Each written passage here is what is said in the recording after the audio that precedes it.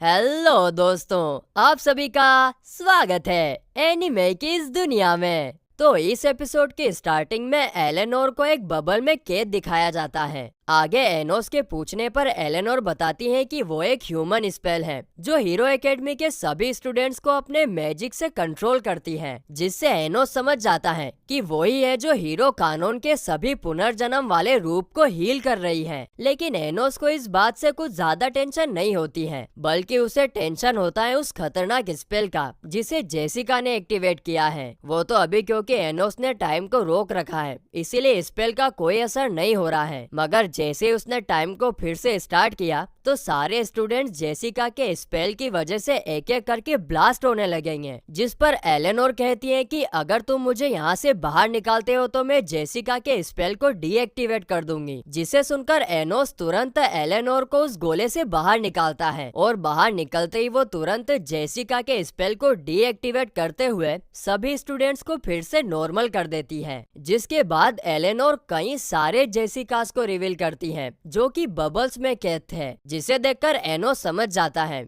कि एलेनोर यहाँ पर ह्यूमन क्लोनिंग का काम करती है। आगे एलेनोर ये भी बताती है कि इस सिस्टम को 2000 साल पहले हीरो कानून के जनरल ने बनाया था, यानी कि जग्गा ने। जग्गा डीमंस को इतना ज्यादा हेट करता था कि उसने ही हीरो एकेडमी बनाई थी ताकि वो इंसानों को डीमंस के प्रति हमेशा भड़काता रहे। साथ ही में उसी ने आस्क नाम के मैजिक को मैनिपुलेट किया ताकि वो उसका यूज करके भोली भाली जनता का मैजिक शेयर यूज करके पावरफुल हो सके। और कंपटीशन के दौरान जो आवाज सभी को सुनाई दे रही थी ना, वो भी और किसी की नहीं बल्कि जग्गा की ही थी। साथ ही में एलेनोर यहाँ पर यह भी बताती है कि हीरो कानून को जग्गा के इस नापाक इरादों के बारे में पता चल गया था और इसीलिए उसने जग्गा को ये सब रोकने के लिए भी कहा। लेकिन जग्गा जो डीमंस को हमेशा हमेशा के लिए खत्म करना चाहता था, क्योंकि जग्गा की फैमिली को डीमंस ने स्वर्ग लोक में जो भेज दिया था। अब क्योंकि हीरो कानून जग्गा के खिलाफ था, इसीलिए जग्गा ने कंट्रोल अपने हाथ में लेते हुए हीरो कानून के सैनिकों के हाथों उसे खत्म करवा दिया। और इस तरह 2000 साल पहले मशहूर हीरो कानून को एक इंसान ने मारा था। और उसके बाद तो हीरो कानून ने कभी पुनर्जन्म नहीं लिया। शायद उसने ठान लिया था कि वो इंसान के रूप में पुनर्जन्म नहीं लेगा। तभी एनोस उससे पूछता है कि तुमने कहा था कि जग्गा ने अपने सोर्सेस को 2 हिस्सों में बांटा था, तो क्या उसका एक सोर्स तुम में भी है? जिस पर एलेनोर हाँ में जवाब देती है, मगर कहती है कि मेरे में जग्गा की मेमोरीज का एक छोटा सा हिस्सा है जो कि सिर्फ मैं ह्यूमंस की क्लोनिंग करने में यूज करती हूँ। बाकी जो उसका दूसरा और मेन सोर्स है और जो हेट्रेड है डीमन किंग के खिलाफ, वो सब कुछ मैजिकल स्पेल आस्क के अंदर है। अब क्योंकि एलेनोर ने काफी कुछ सहा था, इसीलिए वो एनोस को उसे डिस्ट्रॉय करने के लिए कहती है, क्योंकि उसने लोगों को मारने के अलावा कुछ नहीं किया। और जितने भी क्लोन्स उसने बनाए, अगर वे लोग कुछ बोल पाते तो वे लोग उसे जरूर काफी ज्यादा हेट करते। लेकिन तभी जेसिका का एक क्लोन एलेनोर को माँ कहकर पुकारती है और एनोस को उसे बचाने के लिए भी कहती है, जिसे सुनकर एलेनोर इमोशनल होकर रोने लगती है। जिस पर एनोस कहता है कि अगर मैं जेसिका के सभी क्लोन्स को खुश कर दूं तो क्या तुम जीना चाहोगी? जिस पर एलेनोर हाँ में जवाब देती है। तभी वहाँ पर हेडमास्टर डेंजर का क्लोन सैनिकों के साथ आता है और एनोस पर अटैक करने ही वाला था कि तभी दूसरी तरफ एक काफी बड़ा धमाका होता है। और ये धमाका करने वाला और कोई नहीं बल्कि 3 डीमन लॉर्ड्स थे जो फेक डीमन किंग के लिए काम करते थे। दरअसल फेक डीमन किंग यहाँ पर हीरो कानून की होली स्वॉर्ड लेने के लिए आया था, जिस पर डेंजर कहता है कि एक डीमन कभी भी हीरो कानून की पवित्र तलवार को नहीं उठा पाएगा। मगर तभी कहानी में ट्विस्ट आता है और फेक डीमन किंग काफी आसानी से होली स्वॉर्ड को निकाल लेता है। और ये देखकर डेंजर को काफी ज्यादा गुस्सा आता है और वो डीमन लॉर्ड पर अटैक कर देता है। लेकिन तभी demon lords mini dark hole create करके ना ही सिर्फ उस मैजिक को बल्कि सैनिकों को और डेंजर को भी एब्जॉर्ब कर लेते हैं। तभी फेक डीमन किंग के सामने एनोस आता है और उसे होली स्वॉर्ड ले जाते हुए देखकर उसके ऊपर अटैक कर देता है। लेकिन फेक डीमन किंग तलवार की मदद से उसे रोककर एनोस पर ही अटैक कर देता है।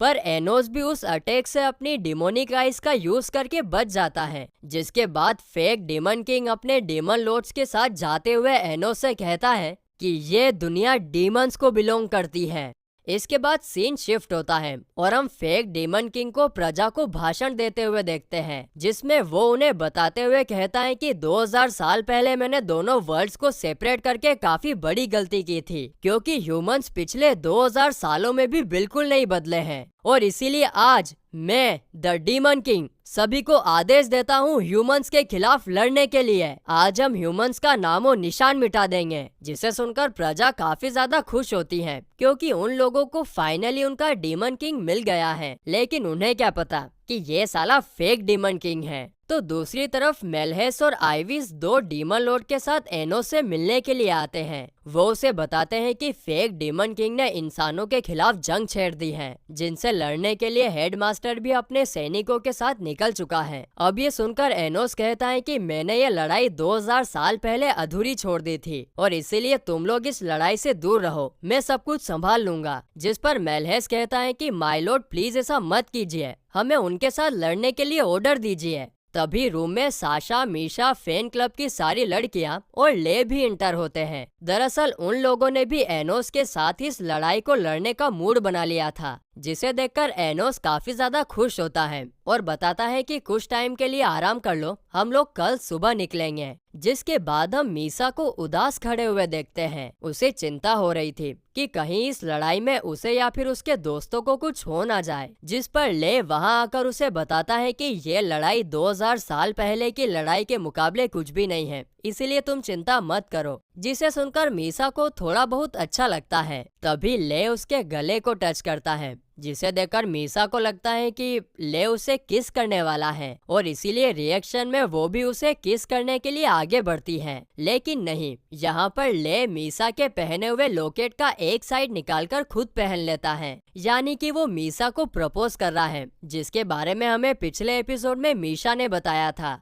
आगे ले मीसा से प्रॉमिस करता है कि चाहे कुछ भी हो जाए, लेकिन वो उसके पास वापस जरूर आएगा। और फिर अगले दिन एनोस सभी को उनके कामों के बारे में बताता है। वो बताता है कि हम लोग किसी को भी इस लड़ाई में अपनी जान से हाथ नहीं खोने देंगे। जिसके बाद वो मीशा और साशा को फेक डीमन किंग की आर्मी को रोकने के लिए भेजता है, जो इंसानों से फाइट करने के लिए आगे बढ़ रहे थे। तो वहीं दूसरी तरफ फैन क्लब की लड़कियां मीसा और ले का साथ देती हैं, और इस दौरान मीसा अपने मैजिक का यूज करके जंगल में फोक क्रिएट करती है, और इस मौके का फायदा उठाकर ले अपनी तलवार का जलवा दिखाते हुए सभी डेमंस को खत्म करते जाता है। लेकिन ये डीमंस खत्म होने का नाम ही नहीं ले रहे थे, एक के बाद एक आते ही जा रहे थे, जिसे देखकर ले अपनी पूरी ताकत का यूज करके हमला करता है, जिससे वहां पर काफी बड़ा धमाका होता है। तो दूसरी तरफ एनोस डीमन लॉर्ड्स के साथ फेक डीमन किंग के कैसल के पास पहुंचता है, जहां पर एनोस पहरेदार पर अटैक करता है और कहता है कि जाओ फेक डीमन किंग को बता दो कि मैं रियल डीमन किंग हूँ। जिसके बाद एनोस मेलहेस और डीमन लॉर्ड्स को बाकी सैनिकों को सबक सिखाने का कहकर खुद कैसल के पास आता है फेक डीमन लॉर्ड के साथ फाइट करने के लिए।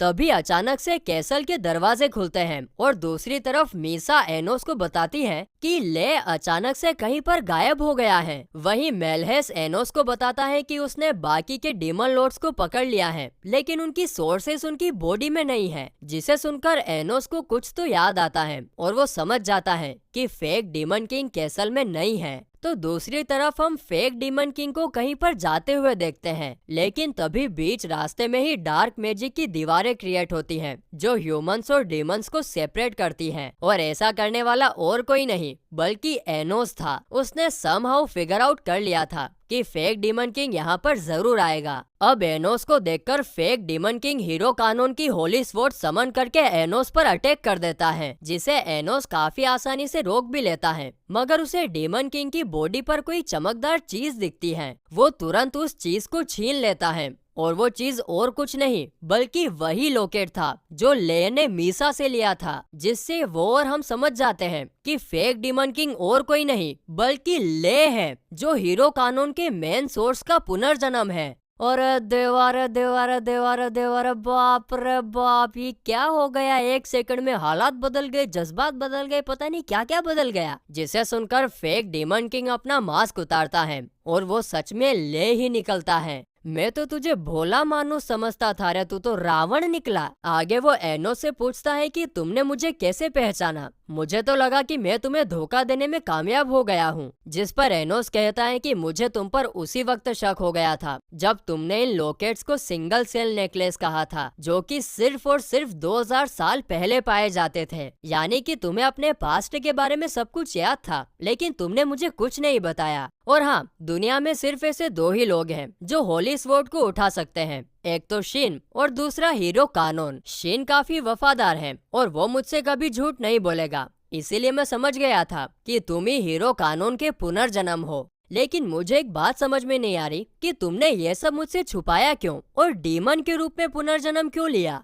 जिस पर ले सिर्फ एक ही बात कहता है, जैसा कि तुमने कहा था कि इंसान कमजोर होते जा रहे हैं, सिर्फ वही मेरा रीजन है। और फिर इसी के साथ ये एपिसोड यहीं पर खत्म होता है।